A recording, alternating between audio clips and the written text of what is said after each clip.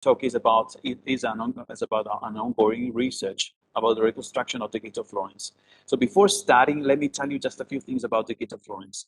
Now, while trying to share with my PowerPoint, and where is it?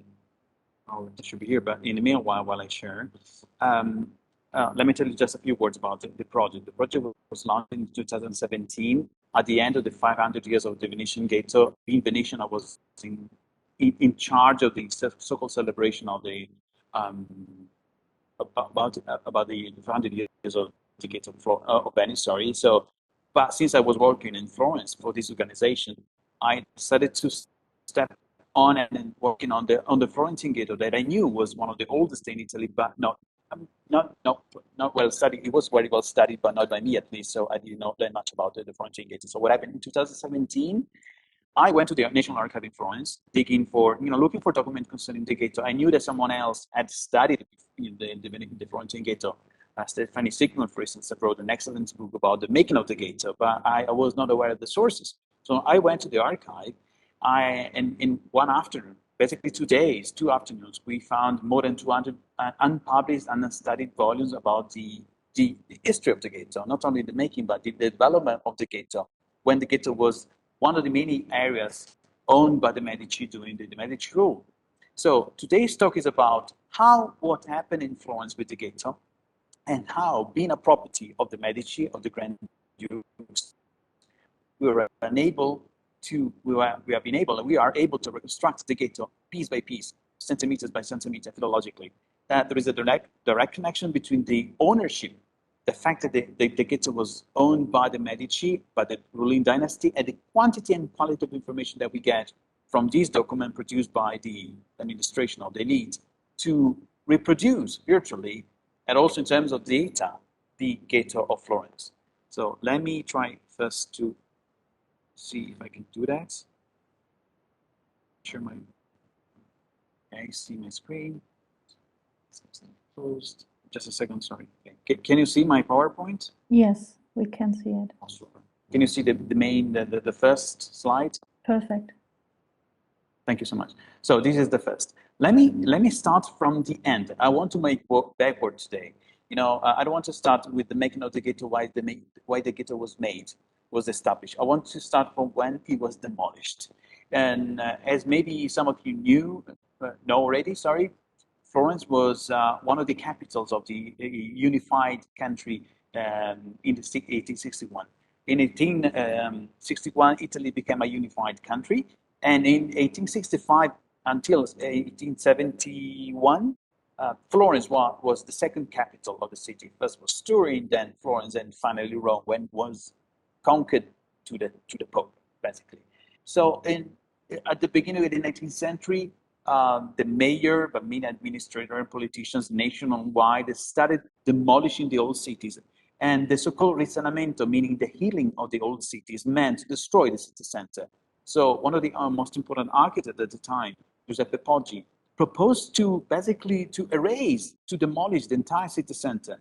The ancient wall, the 13th century walls, the Roman walls, the defensive walls, the Renaissance buildings that were looking too not enough Italian to be part of a capital of a modernized city. So if you come to Florence today, what you see around you is 90% an 18th century city. It's not the Renaissance city, with the exception of, if you don't ignore for a bit, the Duomo of some churches. 90% of the city center, the Gothic city, the Renaissance city, was demolished, and was part of the urban plan aiming to renew the city to make it more Italian than before.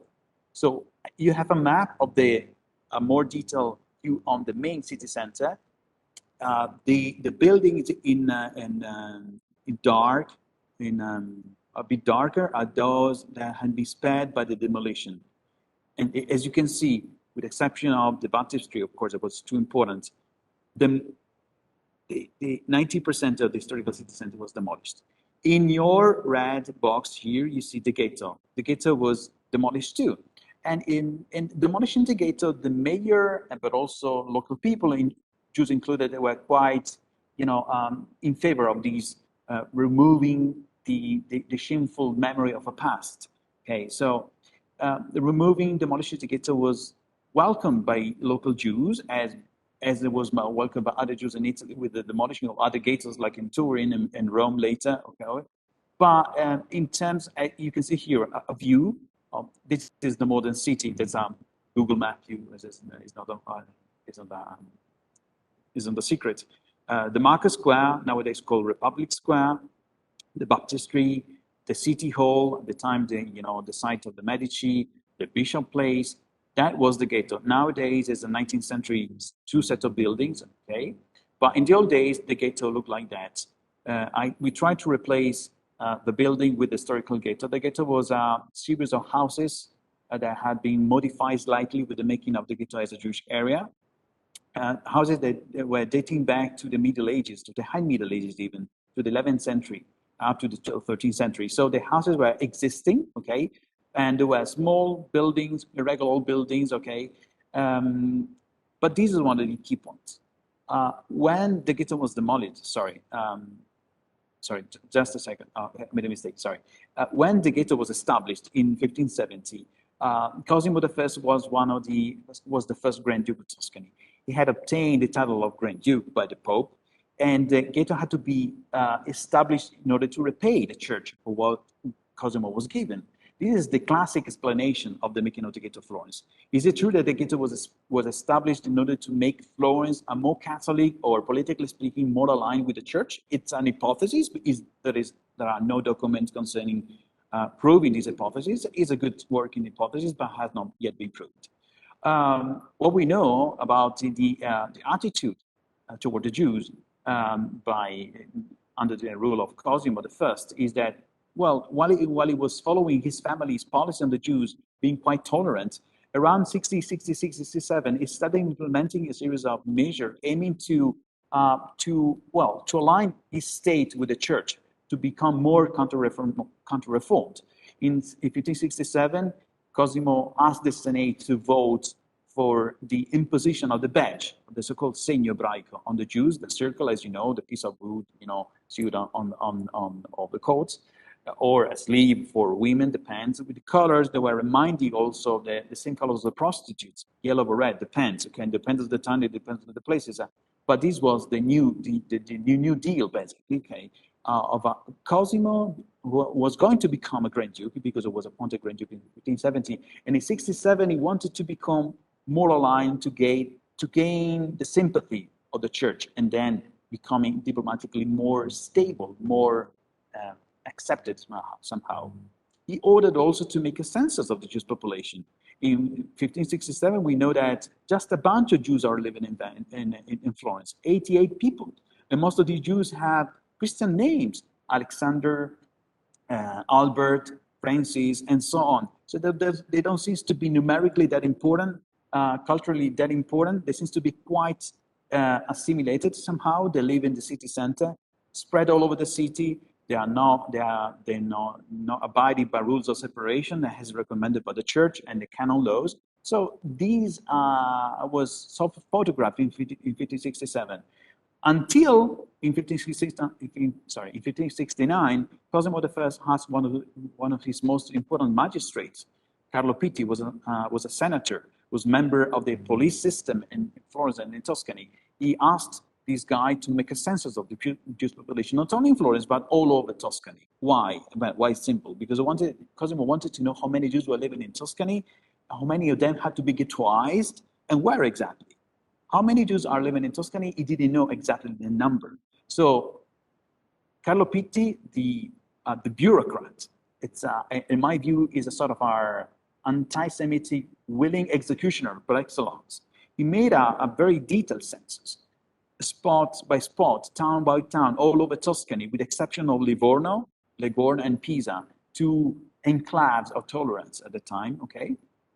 And what he found out, he produced two lengthy volumes that nowadays are in the National Archival of Florence that they are going to publish quite soon.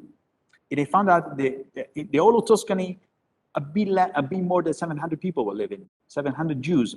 99% of them were Italian Jews coming from Central Italy, speaking Italian as the first language, dressing Italian, eating the Italian way, so being well assimilated with Italian major social fabric, knowing Italy and Italian people very well. So ghettoizing them was a problem.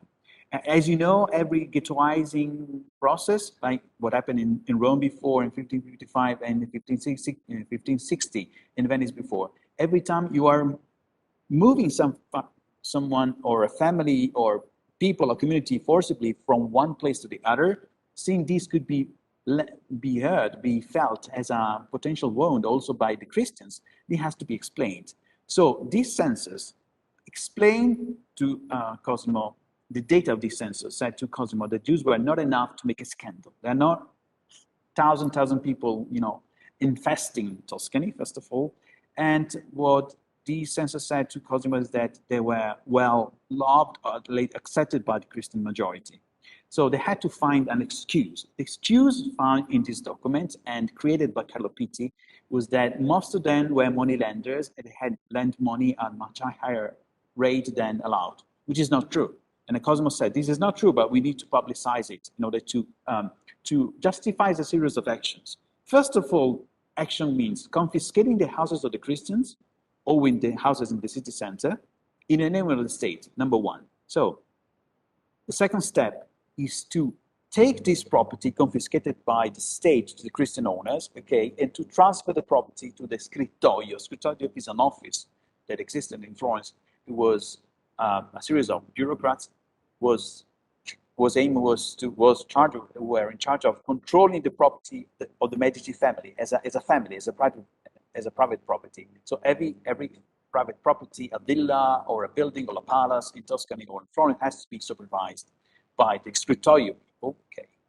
And then what happened? The Christian owners were refunded by the Monte di Pietà, the so-called Christian bank. At the time, it was no longer a charitable bank as it was in the past in the Middle Ages. It was basically a Medici family bank used for international transfer or to repay people when were confiscating things. In this case, the money that these Christian owners own by the state were theoretically transferred to them by saying, okay, you got this money, but you are forced to deposit this money into the Monte di Pietà, okay, from now on forever, and then you will be repaid not with the money that you won't be given access to it, but with the interest created by this money. So just an example: if your house nowadays would be confiscated and you will be repaid by the money created by your bank, it will take generations to get repaid, to be refunded. Okay, so this is the so-called triangle or rectangle of confiscation and somehow transfer of property that happens with the making of the ghetto. Now, this is one of the key concepts. Being a private property or belonging to the Medici family, the ghetto has to be supervised. The ghetto has to be controlled economically, socially, architecturally speaking, every day. So we have what we found in the archive that in those 2 days after the 100 years of the ghetto, the celebration when we came back to Florence, was 200 volumes recording every single event taking place at the ghetto. Economic event, financial event, architectural event, demographic event. So we know everything. The inhabitant, where they were living, about their income, about their judicial cases, for instance, their marriages, their genealogy. Okay. As you can see here, we have the two different, the so-called old ghetto, the one that was established by Cosimo I in 1570, and it was demolished in 1888, and then the so-called expansion done a bit later in 1704, when Cosimo III, a descendant of Cosimo I, okay, find out, apparently out of the blue, that more than 400 Jews were living illegally outside the ghetto. We are at the beginning of the 18th century, so toleration is becoming, I don't want to say a mainstream, but it's something that gradually was becoming more common. So 500 Jews out of a population of 800 means 50% of the Jews in the 18th century were living illegally outside the ghetto. So a new section was added. Okay, once again, being a property, also this one, also the so-called second ghetto or the expansion of the ghetto was under the control of the scrittoio magistrates and bureaucrats. This is an extremely important point. And to be honest with you, I don't know why people before us never dig down into those archives looking for these materials. Which material we got from the scriptorio? What did they produce?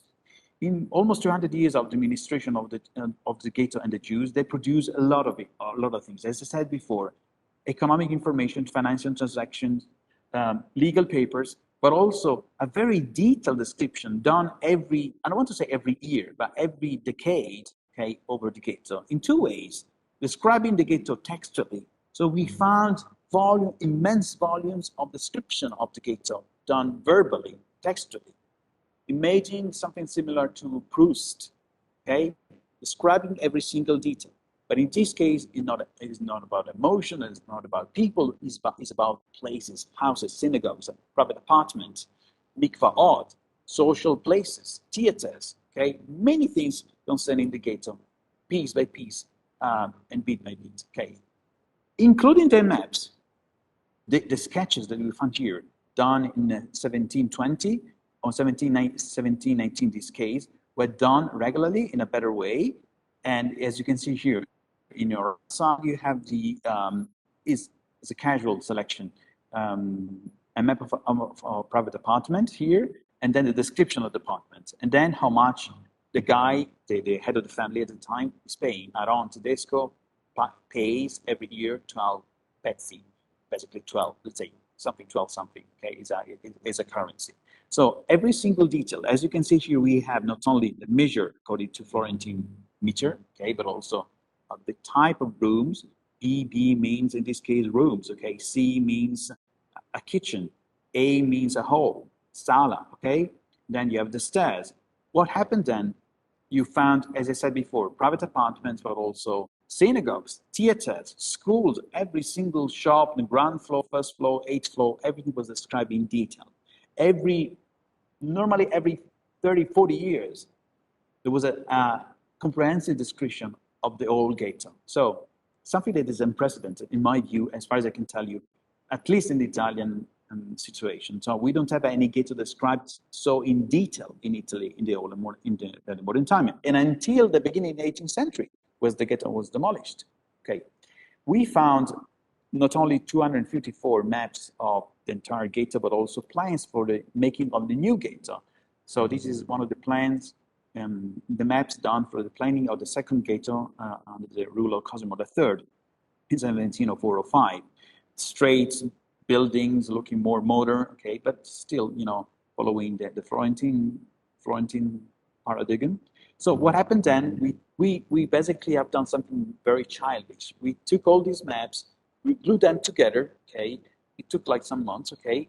Eventually, we transformed these collage, something that our kids do in school, okay. But instead of gluing together, you know, colored things, we're gluing together maps done, you know, respecting the proportion among the maps, okay?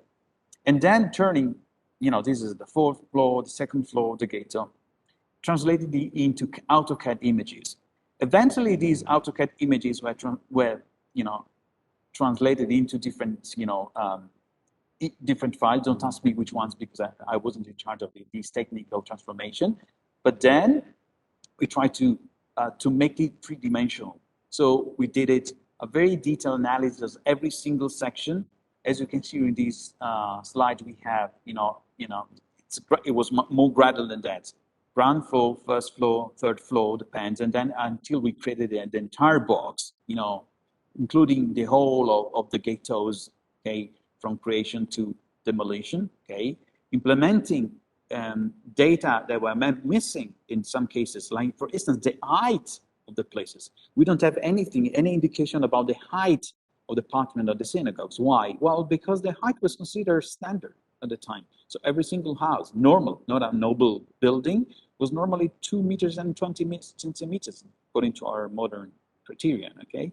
So we have to figure out how to create the 3D model respecting the philological details. So we made a lot of comparison between historical surviving buildings in Florence with what might have been in the Ghetto. Remember, with the demolition of the Ghetto in the 19th century, the demolition interested mostly the normal houses, not the buildings, not the Pitti or the Medici buildings, but especially the normal houses, the so-called normal or poor houses. They were exactly the kind of houses we're looking for.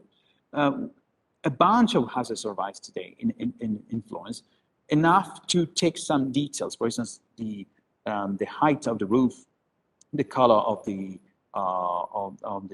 external walls, okay, enough to create a 3D model. So in addition to the 3D model, we also identified the main, I would say, elements making up the ghetto.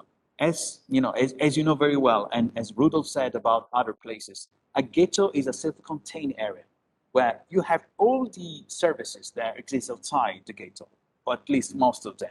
So if outside you have the bakery, there will be a bakery, a butcher, then you will have the school, and then the worship places, the offices for the taxes. We found every single element. We found many, many shops, like 33 shops.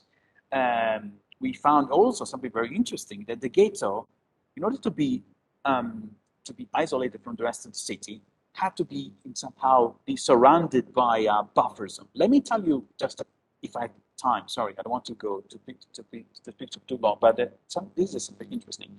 What you see here in the ground floor of the ghetto, these two colors indicate the different places of the ghetto. Remember, the ghetto is not like in Venice, an island surrounded by water. In this case, we have a building inside the city center. So how to isolate this building from the rest of the city? Well, Carlo Pitti was cynical enough to propose something very technical and very functional. He said, why don't you create an external buffer zone surrounding, the building, okay, the block, and you give these houses to Christian people entering from outside, okay, from independent doors, okay, and you force the Jews to live inside the so-called internal ghetto, so as to create a sort of double layer. The external will be looking outside as a Christian building, where you have people, Christian people, facing the people in the streets, okay, where we will have people speaking Christianly, eating Christianly, okay, but then inside the red, in these red places, you will have the proper Jewish ghetto, okay, with the Jews living in it. So their smell, their language, their prayers won't be heard by the others. Okay, so externally it was looking like a Christian block, but inside, and everybody knew about it, there were the Jews. There were two main gates. One was in here, okay, and one was in here. On the top register of these gates, it was well written. Cosimo I was merciful enough to accept the Jews and to give them these places. Remember, the Jews were given not the option of living in the ghetto, were forced to live in the ghetto, and they had to pay rent much higher than the rest of the city. And remember, who was the owner of the ghetto? Was the Medici. So the Medici were also, having a lot of money from their forced rents, the Jews. So this is a sort of a microeconomy becoming a virtuous circle for them, for the Medici, not for the Jews. But we tried, not so long ago, to reconstruct some specific places. I would start from one apartment, private apartment, the apartment of Salomon Levi. Who is Salomon Levi? Salomon Levi was one of the many Levis living in Florence, as in the rest of the Italian ghettos. What we know about him, he was a merchant. He was a cotton dealer, okay? He wasn't a traveler. He was a dealer, he was a merchant, but he was not traveling from Florence to the rest of the world as other Jews could do in Venice or Livorno, okay? He was based in Florence, he was Florentine, but he was rich, extremely rich. So when we examined his house, we found out that his house was something that goes completely outside the stereotype of the poor house of the ghetto. His house was not only big enough to contain many people. You see here, we have the sketches done in 1719 and then in 1721. We found out that the houses of Salomon Levi and the Levi family was enormous, was huge. Several rooms. See, the rooms are B. You see how many rooms? 3, 4, 5 rooms, one big hall, okay? 2 bathrooms, a courtyard, many stairs, taking upstairs and downstairs, okay? And then this is the other floor, the upper floor, okay? Then there was another smaller upper floor, so the 3rd floor. So it was a 3rd floor, 3rd story apartment, very big. But we were really surprised when we found out, we identified a watercolor done shortly before the demolition of the ghetto by a local painter who was ignored until our research. was considered a very minor, and it maybe stylistically is a minor artist, but I don't think so, but it's interesting, historically speaking, because they produce these lavish, in my view, representation of the house of Solomon Levi. Solomon Levi's hall is what you see in front of you. Is a decorated room with decorated beams and stuccos and a balcony, probably for musicians, I don't know exactly. We found textual description of these apartments saying, in this apartment we found many paintings with scenes from the Bible and the Old Testament, you know, that the guy was describing is a Christian, so he didn't say the scripture or the Torah, whatever he said, the Old Testament, so scene from the Bible. Is this exactly the scene of the Bible on your left side? I really don't know. It's difficult to say. It's not enough clear to identify the scene. It could be the Queen of Saba or Solomon. You see someone sitting and in a sort of a throne.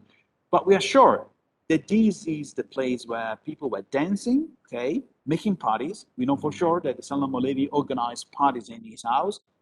He asked people to commission oratorios and instrumental music. So we don't have, you know, smoking gun to say, okay, you know, exactly this is what happened in his house was exactly that, but it's something similar.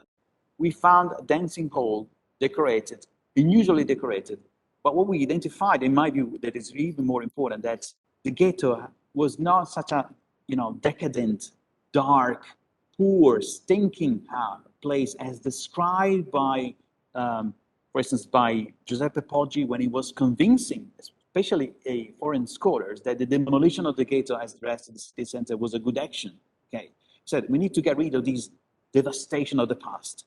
Well, going inside the houses, you could find something like that. Let me tell you, do I have time, Kim? No, it's over. Okay, is it over? Okay. Yeah, I think you need to come to an end, Piergabriele. I go to an end. Okay, don't worry.